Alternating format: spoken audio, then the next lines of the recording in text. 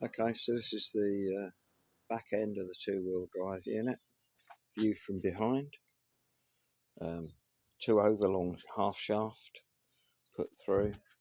This is where the offset two-wheel drive unit sits, in line with where the output chain from the 8-speed will come.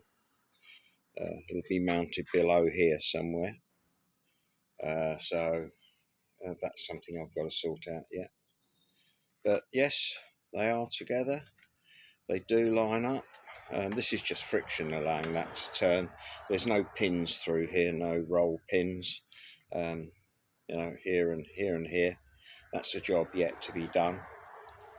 I suppose I could do 2 roll pins, one that way on this end towards this end, and one at 90 degrees towards this end. But what it buys me, I'm not sure. It just makes the central axle shaft weaker in 2 places instead of 1. Who knows? Anyway, yeah, so we're getting there.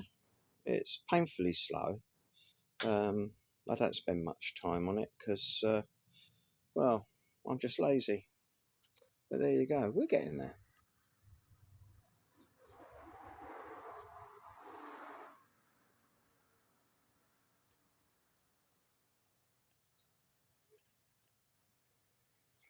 Why won't this